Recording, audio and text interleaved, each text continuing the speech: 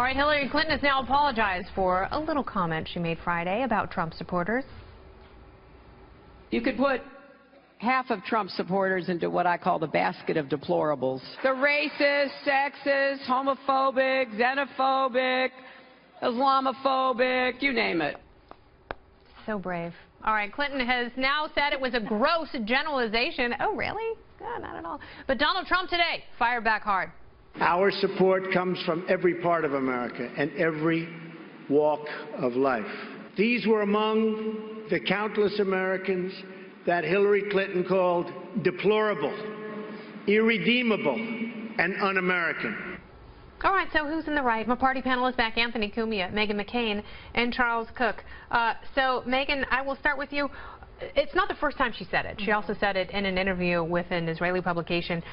So what does she get out of criticizing a quarter of the country, presumably some of whom she'd love to have vote for her? You know, it reminds me of President Obama's clinging to your guns and Bibles comment that made so many waves when he originally said it. But wasn't that something that he said on the fly?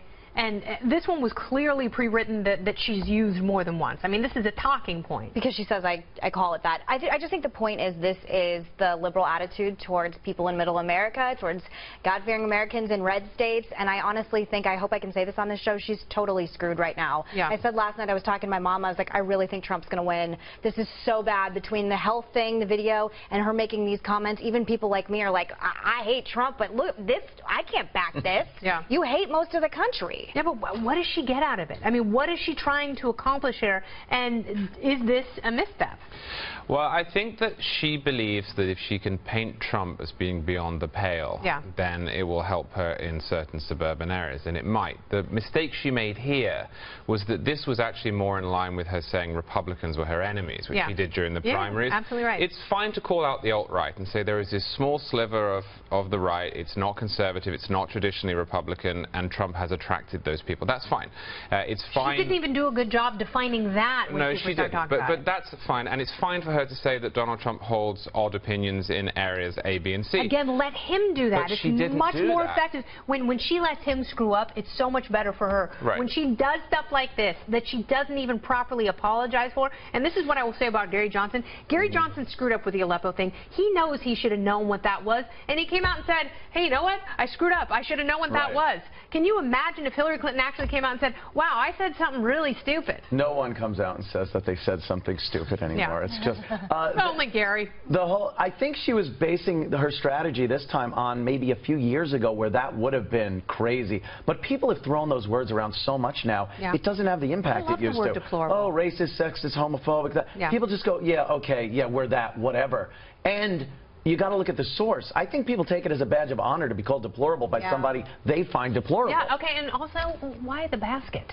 I mean, why is she throwing half of Trump supporters into a basket? Because the binders were full of women. Yeah, I guess you're right. But a basket of deplorables, it just shows you that she's such a sadist. She wants to tie everyone up. And their criteria of what makes you racist, sexist, homophobic, you don't agree with their side, now you're all those things. So it doesn't have any real impact. The thing is, as well, is many of the people who are backing Trump, especially white working class people, were Democrats 10 years ago. And they've slowly become Republicans. At which point they've suddenly become deplorable. I think it's so cheap. And there's such contempt for them. I mean, the Wall Street Journal had a big article about 13% of voters are Republican-leaning and undecided, and if Trump's smart, he'll be able to attract them. You know, if he's dumb, he'll make the misstatements that he was 6 weeks ago. Well, funnily enough, and I think he's pivoted in some way. It's been an odd pivot, it's been a bumpy pivot, but that response was excellent. His response to Hillary's fall yesterday was excellent. I can't believe I'm saying this. He's been on point. Do you know why that was so smart? Because he responded to her as though something so serious had happened to her or someone in her family. Because if you heard that someone had a terminal cancer diagnosis or that a family member was terribly injured, that's the kind of response you would give. You would give pause and be like, oh my gosh, we wish her well. And it actually exaggerated what happened, and that's why it was an even... If Trump's not bashing you over it, oh my God, it must be really serious. It was perfectly played. Okay, very good. I agree.